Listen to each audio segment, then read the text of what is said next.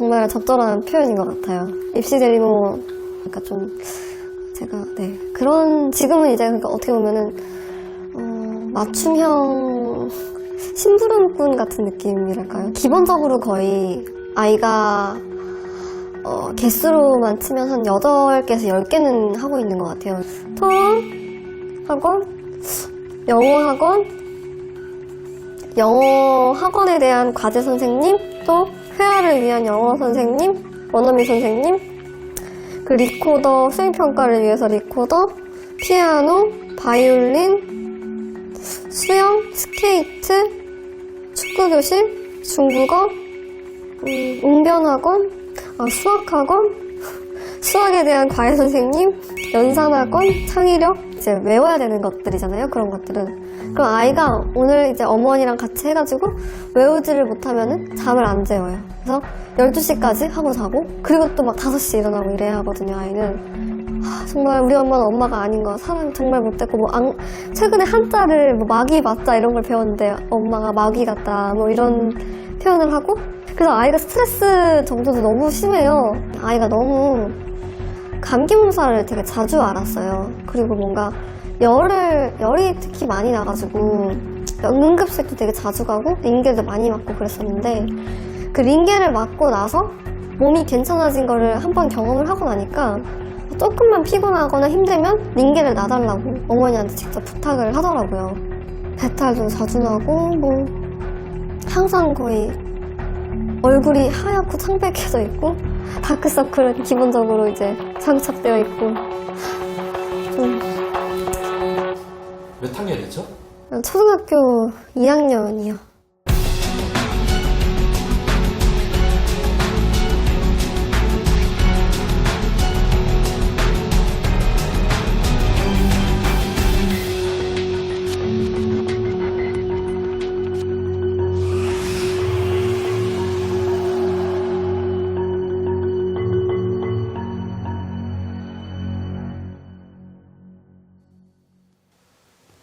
대한민국 학부모와 학생들이 치르는 12년에 걸친 이 치열한 대학 입시 전쟁도 결국 인재를 키우고 뽑는 과정입니다.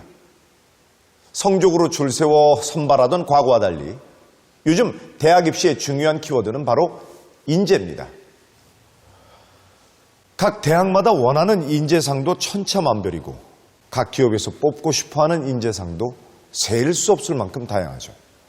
글로벌, 융합형, 창의적 미래 인재, 인재 앞에 붙는 수식어도 화려하기만 합니다.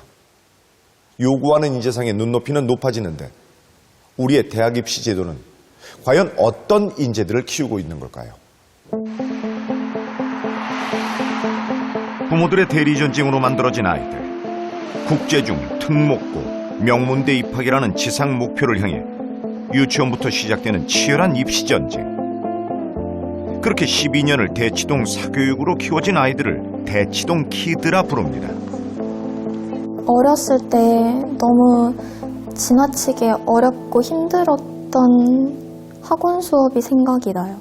그러니까 영어 학원에서 단어를 일주일에 300개씩 외우고 초등학교 1학년한테 그 어려운 미국 교과서를 읽고 에세이를 쓰게 했던 그런 기억들이 나서 중학교 고학년이 될수록 진짜 공부를 놔버리고 싶다.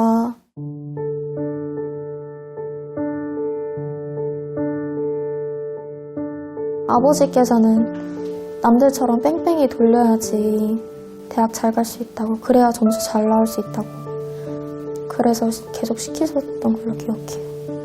난 학원 가는 기계가 아닌데.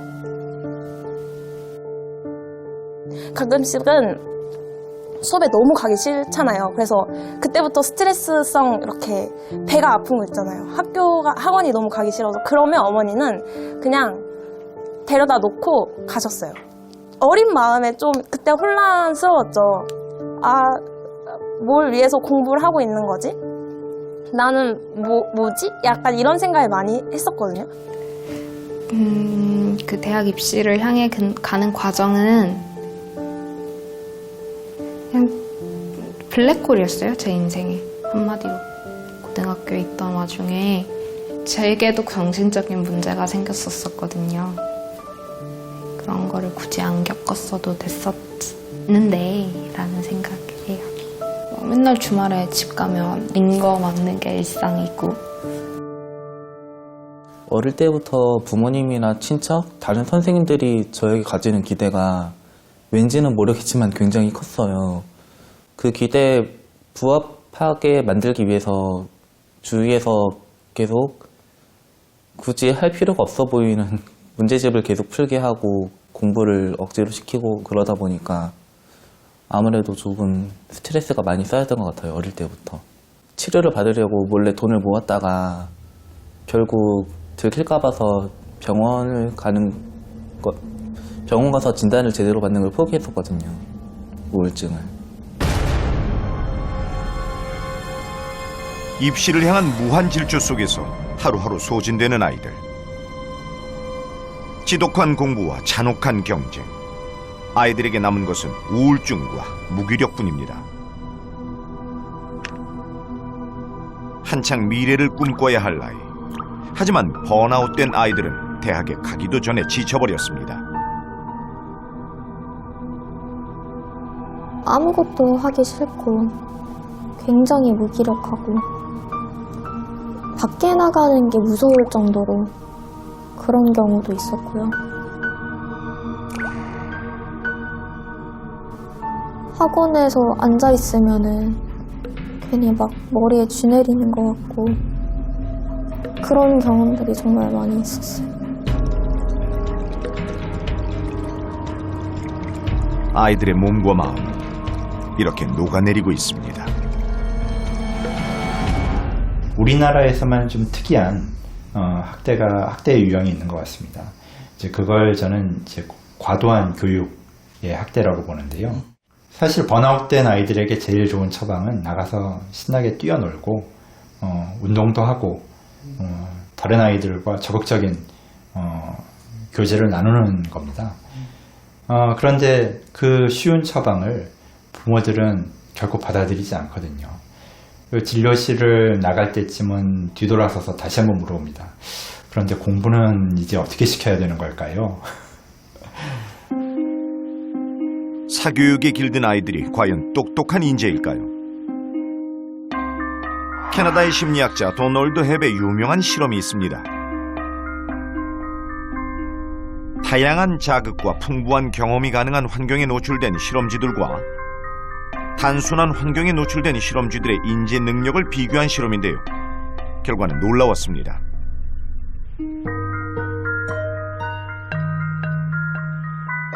활발하게 놀이기구를 타며 끊임없이 주변을 탐색하는 쥐들.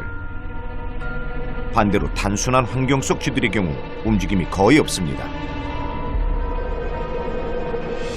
복잡한 미로에 넣자 풍부한 환경에서 자란 쥐들은 단순한 환경 속 쥐들보다 더 빨리 미로에서 탈출했습니다. 풍부한 환경과 자극이 뇌의 신피지를 발달시켜서 인지 능력이 훨씬 뛰어났기 때문이죠. 아이들도 단순, 반복적인, 그리고 너무 틀에 짜여진 자극. 그래서 예를 들어서 부모가 우리 아이는 이런 걸 배우고 이렇게 자라야 되니까 다 프레임을 짜놓고 하나씩 따라가면서 채워가는 그런 자극이 아니라 어떻게 보면은 아이들한테 기회를 주는 거예요. 그게 이제 어떤 다양한 자극일 수도 있고 다양한 경험일 수도 있고 열어주는 거죠, 가능성을. 대한민국 학생들이 대학 입시를 위해 포기한 것 3가지가 있다고 합니다. 바로 독서, 친구, 그리고 운동. 그런 환경에서 학부모는 입시 전쟁의 지휘관이 되어 명문대에 갈 아이를 만들어냅니다. 학생 잠재력인가, 부모 경제력인가? 서울대 김세지 교수팀은 부모 배경으로 만들어진 겉보기 인적 자본, 본인의 잠재력으로 성장한 진짜 인적 자본이라는 개념을 바탕으로 서울대 합격률을 계산해봤는데 그 결과는 충격적이었습니다. 본인의 잠재력을 바탕으로 분석한 가상 합격률에서는 지역별로 큰 차이가 나지 않았습니다. 하지만 부모 배경이 반영된 실제 서울대 합격률에서는 지역별 차이가 확연히 드러납니다. 현재 대학 입시에서 학생 잠재력보다는 부모 배경이 더 중요하다는 강력한 증거가 아닐까요? 더 우수한 학생, 더 잠재력이 큰 학생이 받는 것이 아니라 그런 여러 가지 스펙으로 치장되어 있는 학생들이 그 기회를 갖는다라고 했을 때는 사실 인재 적재적소 배치 원칙에 비춰봤을 때 효율성의 문제가 생길 수가 있습니다. 그래서 잠재력이 좀 큰 아이들이 정말 우수한 교수진을 만나서 그래서 거기서 최고의 어떤 어떤 학업 과정을 통해 가지고 훌륭한 연구자도 나오고 노벨상 수상자도 나올 수 있고 그렇게 되겠죠. 입시 경쟁이 격화된 사회에서 학부모 집단이 자기 자녀에 대해서 자녀의 미래 준비를 철저히 기획하는 이른바 이제 디자인 베이비. 그러니까 디자인 베이비가 제 생각에 이제 만들어진 인재, 급조된 인재, 더 지나치게 얘기하면 이제 가짜 인재 이렇게 얘기할 수가 있죠.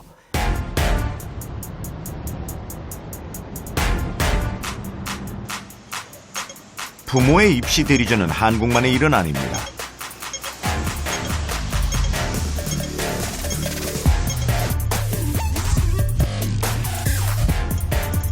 극성스러운 교육열로 타이거맘이라 불리는 홍콩 학부모들.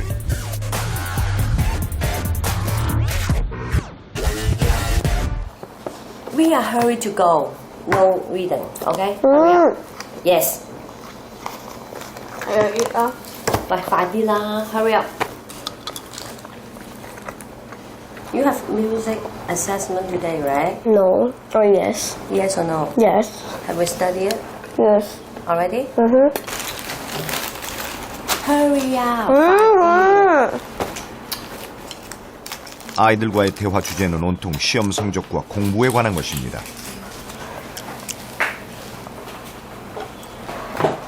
Time to go already. 쪽지 시험 하나에도 성적에 민감한 엄마. 100점이 아니면 만족한 적이 없죠. Okay, put on your shoes. 두 딸의 등교로 하루가 시작돼 한밤중까지 학원에 데려가고 데려오는 일로 엄마의 하루 일과표는 꽉 차 있습니다.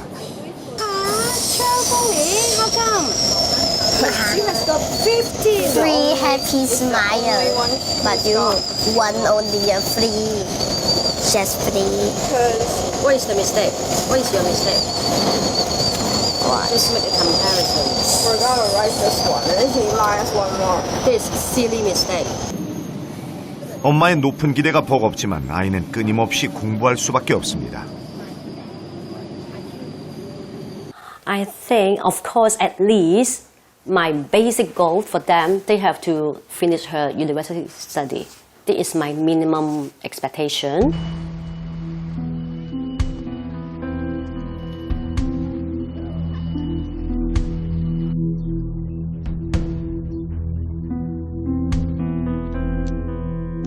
극소수만이 명문대학에 진학할 수 있는 홍콩의 입시 경쟁. 명문대를 선망하는 것도 학생들의 압박감도 우리의 현실과 별반 다르지 않습니다. 그런데 최근 홍콩 사회를 뒤흔든 충격적인 사건이 벌어졌습니다. I think it's because of the result.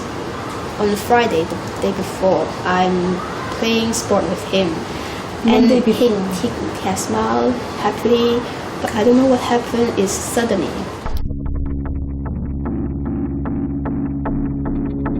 2015년부터 2016년 1년 사이에 일어난 학생들의 잇따른 자살.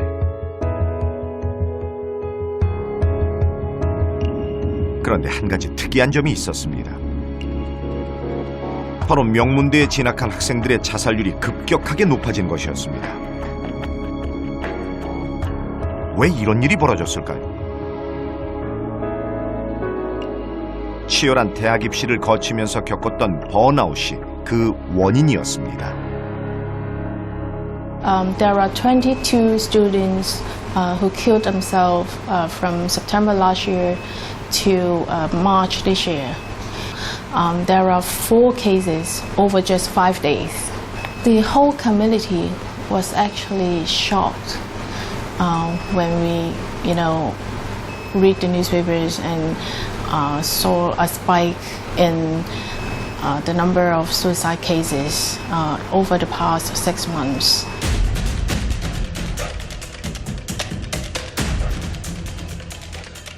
홍콩의 명문대에 진학하기 위해서는 무엇이 필요할까요?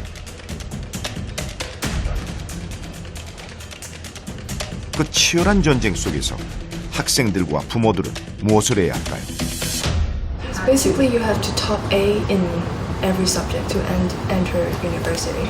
I think nowadays the parents usually have a lot of to train their children to win at the beginning. So they always have even have tutor in the kindergarten to help them to get a higher mark to enter a better school for the future.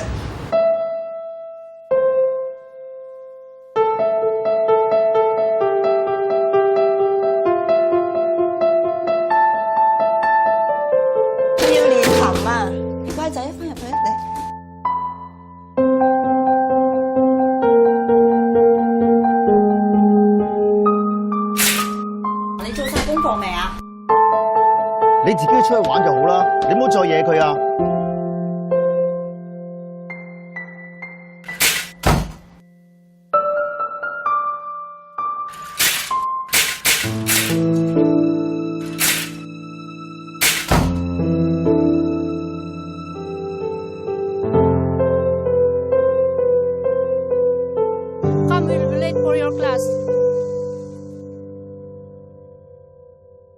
In the advertisement, the Hong Kong people are advised to let our children to play freely for at least 1 hour a day. So this is really what our children are facing.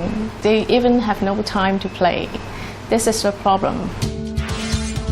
홍콩 대학교 로빈 멜로코 교수의 연구에 따르면 교도소의 죄수들보다 초등학생들의 야외 활동 시간이 적었습니다. 놀 시간조차 허락되지 않는 입시 전쟁 속에서 아이들은 사육당하고 있는 것이죠. 홍콩 학생들의 학업 시간도 충격적이긴 마찬가지입니다. 하지만 세계에서 가장 많은 시간 동안 공부하는 건 바로 한국의 학생들입니다.